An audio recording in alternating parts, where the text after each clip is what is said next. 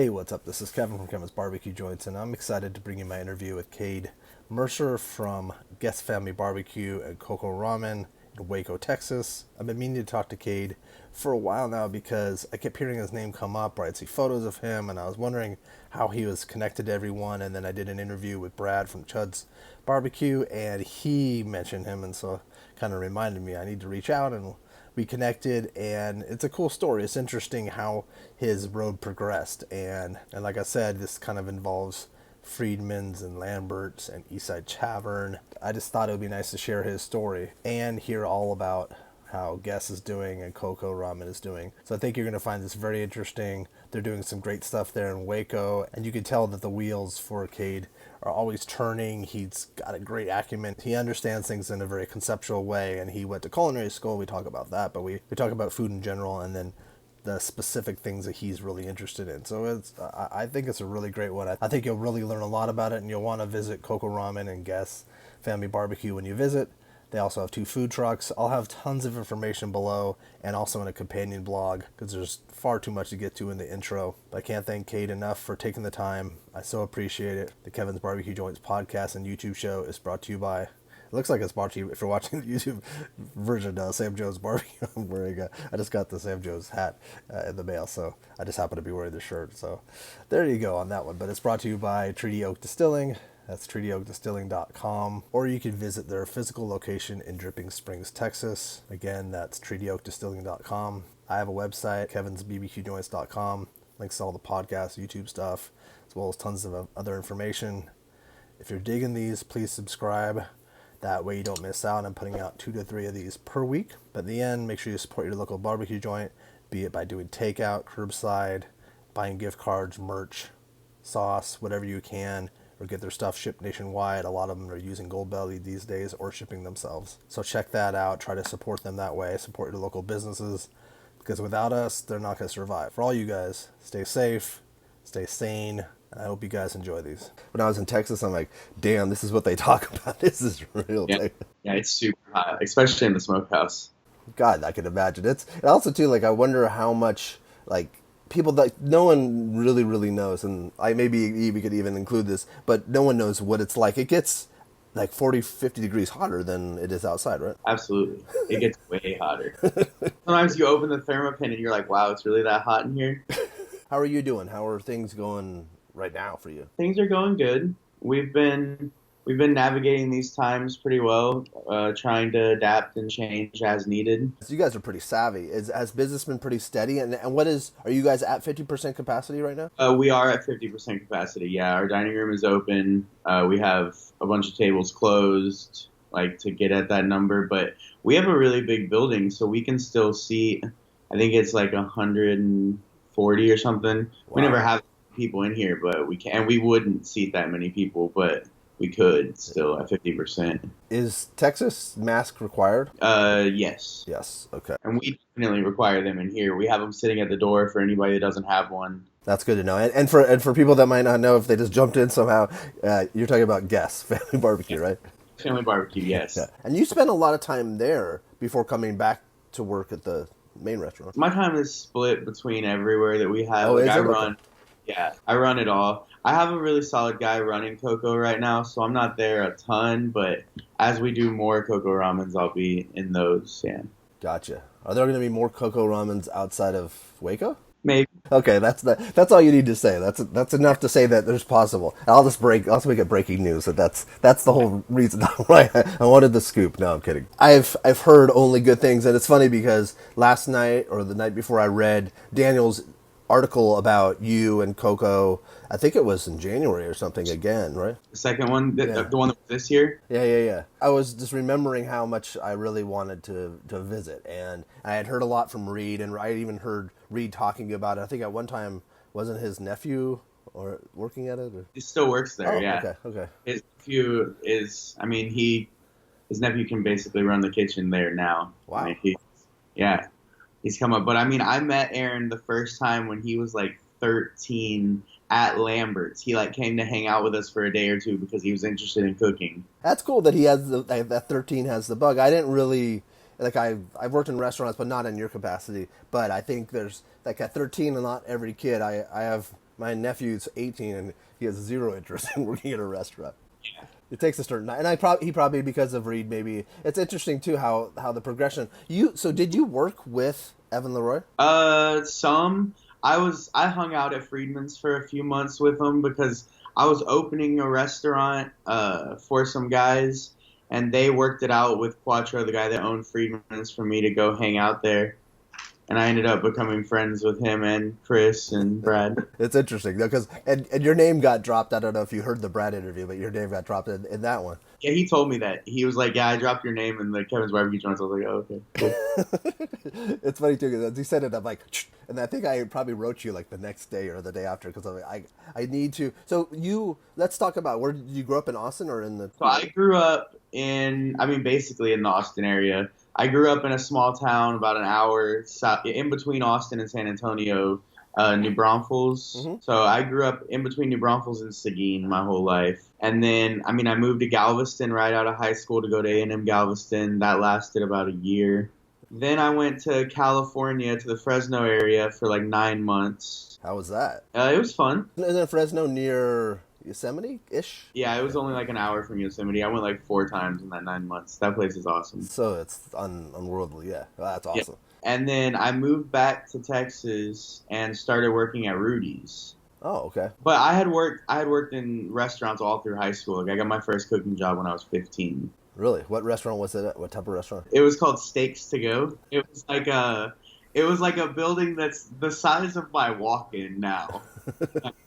It was a building that size that just had a flat top and some fryers, and we sold steak sandwiches, burgers, and 8-ounce ribeyes for here to go. I know I've had a drunken conversation with friends like a number of times. Like, it'd be great in LA if they had like just a steak place to go where you could just grab a steak to go. But I don't know how good this place was. Yeah, well, they had one in New Braunfels, Texas. It wasn't bad. The steak sandwich was really good. Is it still there? No, it closed down like, I don't know, 8 years ago, 9 years ago, something like that. At that time, did you think, okay, I'm gonna do rest? Like, did you think that could be part of the bug, or did you? Yeah, I wanted to go to the University of Houston and go to their hotel management and culinary program that they have there, but that didn't work out. So I ended up going to regular college and not liking it. I still wanted to cook. So no, I didn't go to culinary school till after I worked at Rudy's. And which Rudy's was it at? The one in New Braunfels. Okay.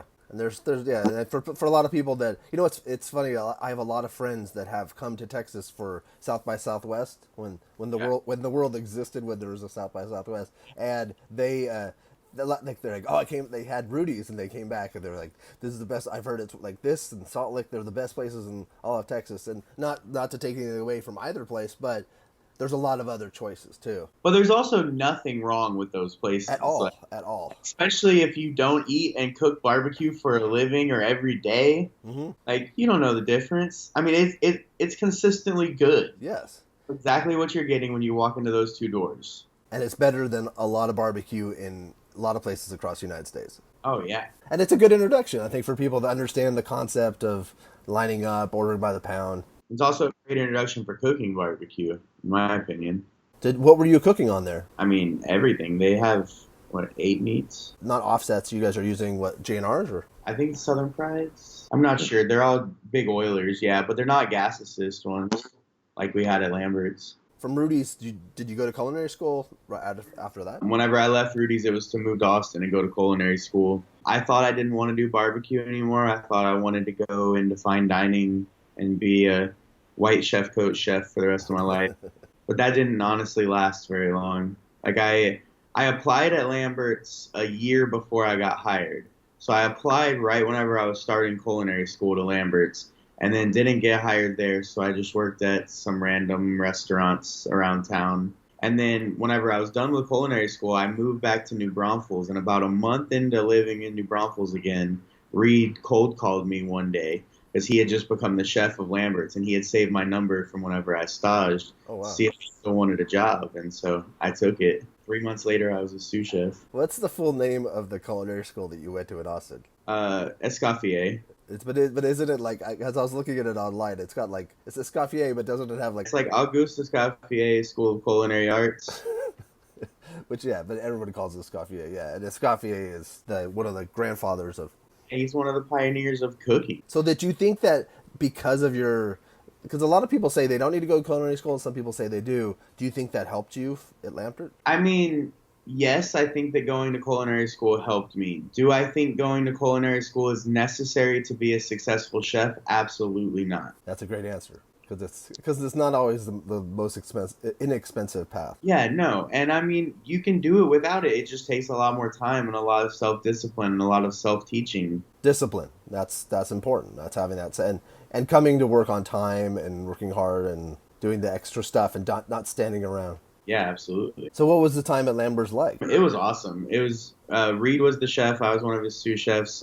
Charles Deason, who is about to leave Guess to go back to Austin, was the executive sous there. So we've all been working here together for a while. It was fun though. We were more on the fine dining side than on the barbecue side at Lambert's for sure. Mm-hmm. Like I definitely honed my barbecue skills after Lambert's to make them what they are now. What kind of stuff were you putting out? Just more? Because I've never been to Lambert's of all the places. More seafood, more steaks, more. I mean, there was nights where we were selling more ribeyes than briskets. They've been open like 12 years now or something. I always wondered if that's, and I kind of mix them up sometimes in my head for some reason with Freedman's. I don't know why. Oh yeah.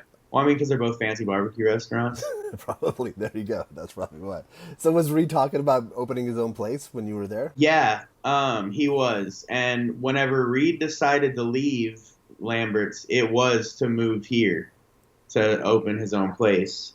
His wife wanted to come back here. Her whole family's from here. Yeah, and then after Reid left, I stayed at Lambert's for 3 months after he left. But me and the new chef didn't really see eye to eye on everything. Okay. So I found another job with the people that were going to be opening a restaurant in Austin. It was supposed to be called Rustic East, but the name of that got changed to East Side Tavern. Tell me about East Side Tavern. A lot of people have been connected to that. So I was hired to be the opening chef and pit master of there. And then I hung out at Freedman's for a few months, learned a whole lot from Evan and Chris and Brad and Lane. Can't leave Lane out. Can't leave Lane out, no. But Evan wasn't there that long. Evan was leaving, and Chris left also, while I was hanging out there, basically. Brad came to Eastside Tavern, too. Yeah, he was helping me out. He was, freelancing. He needed hours, and I was trying to get him on full time, but I couldn't compete with Evan. I didn't have a salary to give him. Well, what's the Eastside Tavern like? What kind of food was it? Was it, kind of like barbecue bar food, or?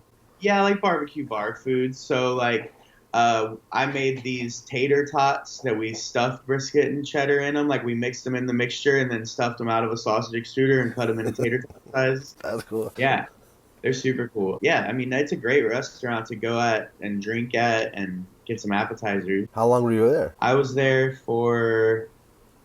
the company almost 2 years, in between a year and a half and 2 years. I was basically I didn't really want to live in Austin anymore at the time, and Reid hit me up. He really needed help. He was doing it all by himself. And I was like, you know what? I'm just going to move to Waco. Other than the working aspect of it, how was that decision? Waco has definitely grown on me in the last, it's been 2 years and 9 months almost since I've moved here. What was it about it that it didn't, was it just slower or? I mean, yeah, it's a lot slower of a paced town.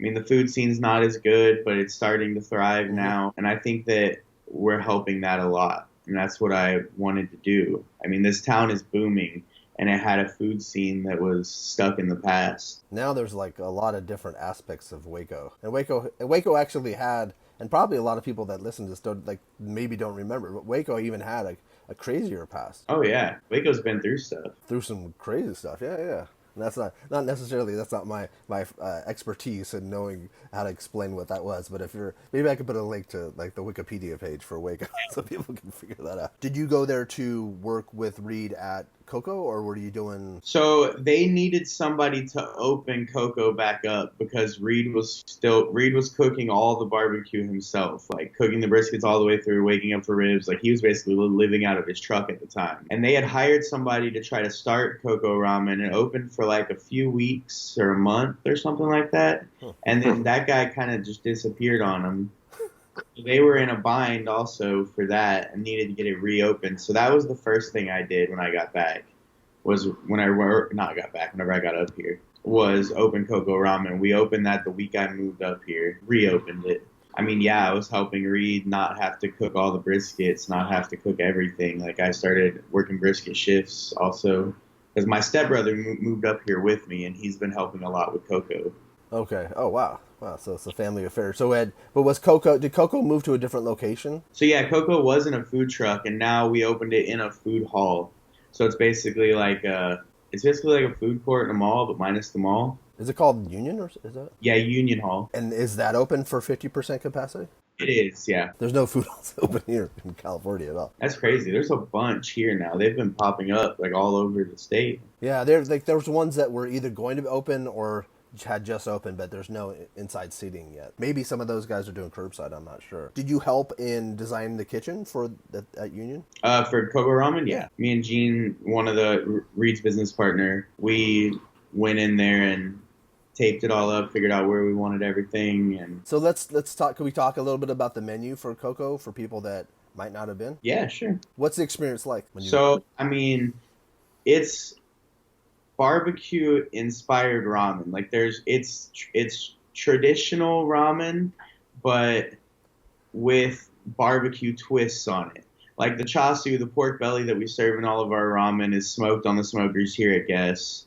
We offer brisket add-ons. We offer fried spare rib add-ons. We do steamed bao buns with the smoked meats in them. Oh, wow. Except we fry the bao buns, so they're not steamed. But and the bao buns, do you have brisket in them or chashu? Yeah, it's your choice: chasu, brisket, or rib meat. Does that work to go? Yeah, it's okay.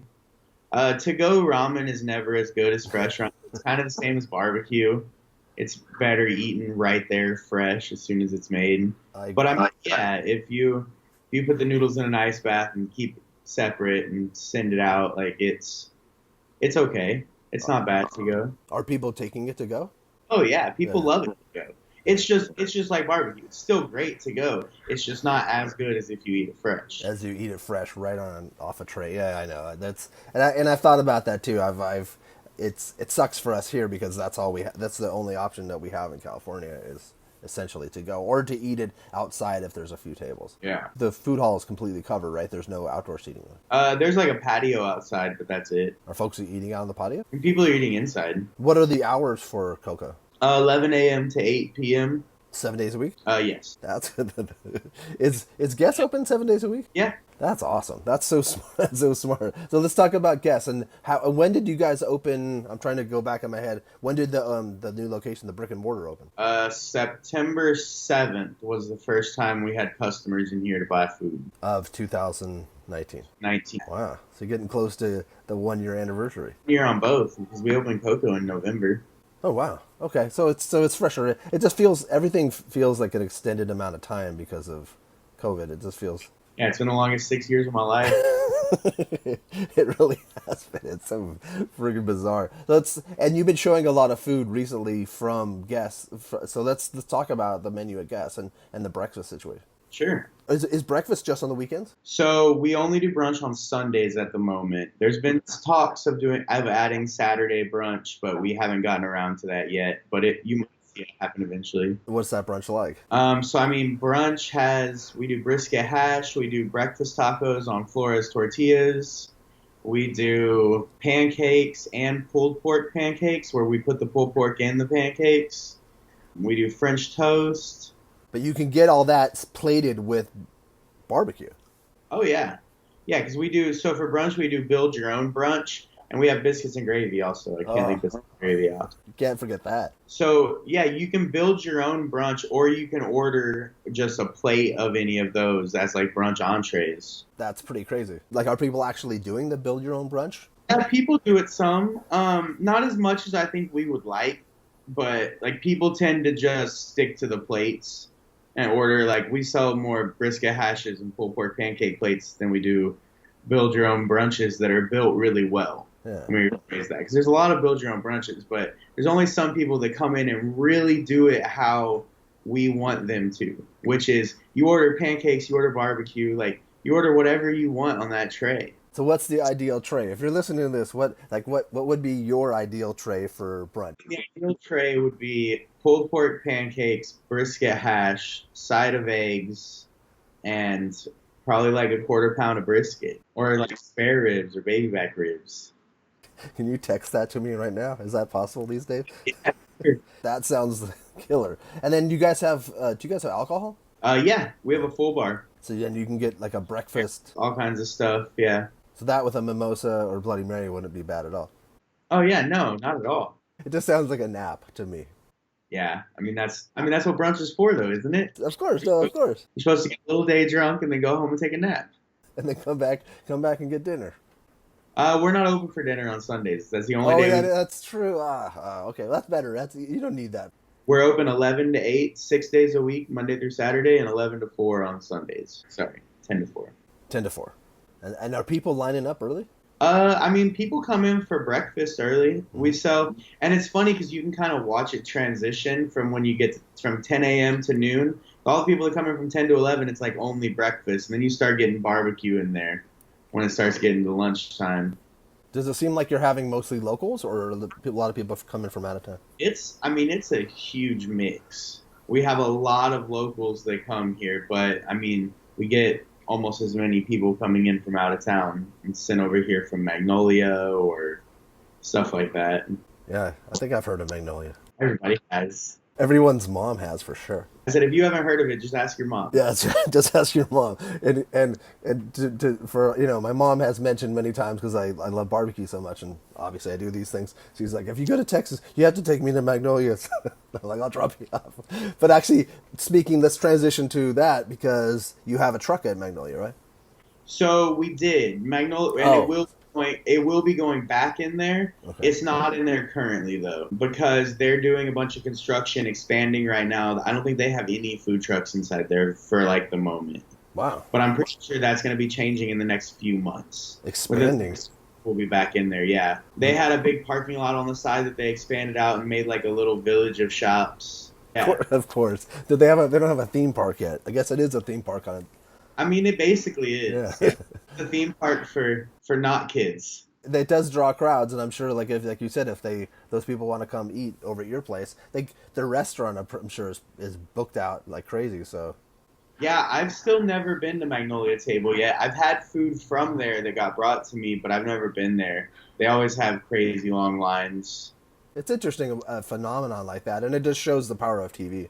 Well, because they don't actually take reservations. You have to go there and get on a list. Oh. Like, they don't take reservations. Don't they also have like a bed and breakfast or something like that? I think it's being built right now. No, they have a hotel. They're working on a hotel. Oh, yeah. They are working on a hotel. That is true. Yeah, downtown or something. Anyways. Well, so then where are your food trucks at? We have one food truck at BSR. It's like a cable and surf park. Okay. For the summer. That's the one that's usually in Magnolia. We have it out there for the summer since we weren't in Magnolia for the summer. What do you serve there? We serve chopped beef sandwiches, pulled pork sandwiches, a brisket melt, hot dogs. Oh, cool. That's about it. It's super simple menu. And then we have a food truck behind a bar that just opened here in town. It's like a bar and coffee shop. And we're just doing like barbecue Frito pies, 1 meat, 2 meat, 3 meat plates, and then meat and cheese like charcuterie boards. Who's making the charcuterie? Are you guys doing that too now? We've been buying it for right now. We might get back into that, but I'm not sure. Back into that? Did you guys make charcuterie at one time? Charcuterie at Lamberts. So we have done it before, but I don't know. It would take me a few months to get it started how I'd want it. So how cool would that be, though? I mean, it would be super cool to do that again. It's definitely like anytime I see someone making that on their own, or I see a place that's like a standalone charcuterie place, like in Portland or Seattle, I'm blown away by it's so artisanal and it's crazy. It's crazy. It's such a craft. Like I did a tour one time of Olympia Provisions up in Portland. Yeah. It's just ridiculously crazy what they can do. But that you would never want to do anything on that scale, I don't think. No, I would not. What's your aspirations beyond this, or do you just kind of take it one step at a time? I mean, I definitely have goals to open my own thing eventually, but right now, as long as this company keeps growing and moving how it is, I mean, I think I'll be here for a little while. How have you been mentally with COVID and everything?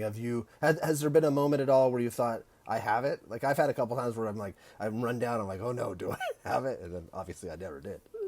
Not really. I've been feeling great the whole time. Like, I mean, we've been working. I mean, we only see the same. There's only the people that work at the restaurant really that I interact with. Yeah. So, not really. I've been okay with it all. Yeah, yeah. I mean, yeah, it's been hard. Everything's shut down. There's nothing to do. You're super bored. Yeah, do you get the random thought like, oh, my throat hurts. Do I have COVID? Like, I don't know. Let me take some sore throat medicine and see how I'm feeling now.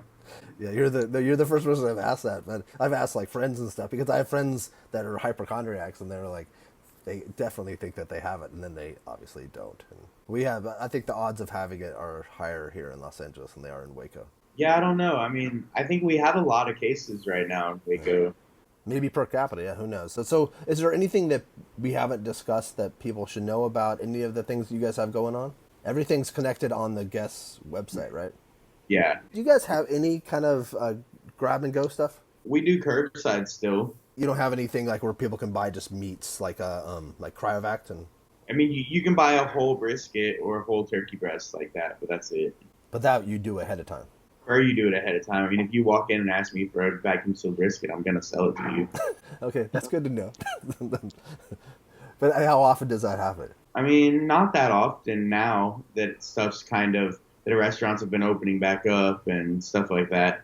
But while all the restaurants were closed, we were selling a lot of whole meat. Well, that makes sense, and people were buying more just because they'd want it to last for a week or two. So where could people mostly see you? I mean, yeah, I'm all around. There's not a guaranteed place to see me. Text me before you come, and I'll make sure I'm there. I mean, I definitely work. I mean, Guess is definitely your best bet. Okay. I spend the most of my time at Guess probably, besides running around.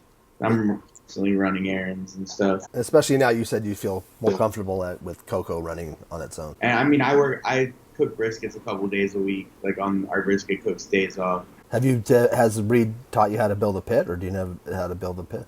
No, I've watched him build a couple because he used to do them right next to where the food truck was where we were cooking. I've watched him a whole lot, but no, he hasn't actually let me weld or anything yet.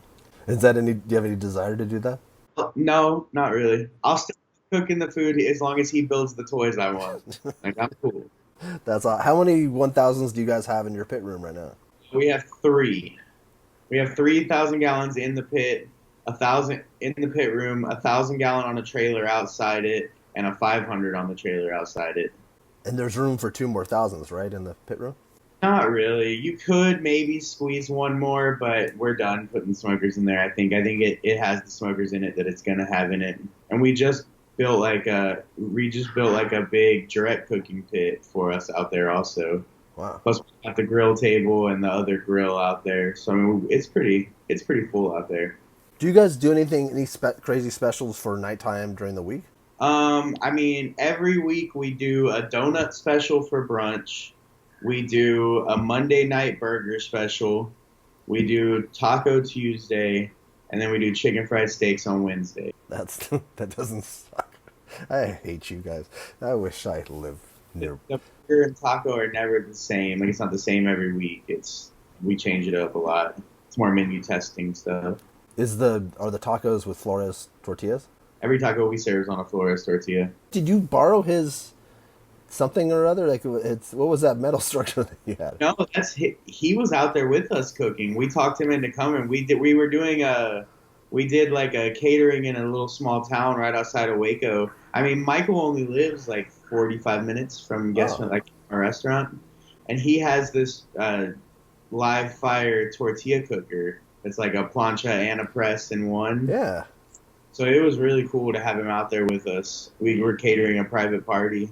Just asked him to go, and he was down. That's so cool. I love this world, and thank you for taking the time. I just wanted to kind of put these pieces together, and in the end, hopefully, I can give a complete landscape of how this world has evolved from 10 years ago.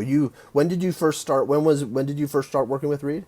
Like 7 years ago. Do you have any idea that you'd be working with him this long? Like off and on? No. I hope to be able to get out there at least this fall. I hope things. They say things might kick up again in fall, but hopefully they won't. Because I'd love to stop in and it seems like you guys have created something where you can go multiple times at both places. Oh yeah, Yeah. yeah, and that's what we're trying to do. Give people options Mm-hmm. so they can come here more than once a week or once a month. Exactly. And then Waco now is expanding, and there's other places, other barbecue spots, and there's other food destinations. So you guys have it's really cool. I'm really happy to talk to you, and I'm happy that you're healthy and happy and busy. That's great. Oh yeah, super busy always. Well, excellent. We'll say hi to Reid. Enjoy your day, and All right, cool. Thanks, man. all right, talk to you later. All right, have a great Okay. one.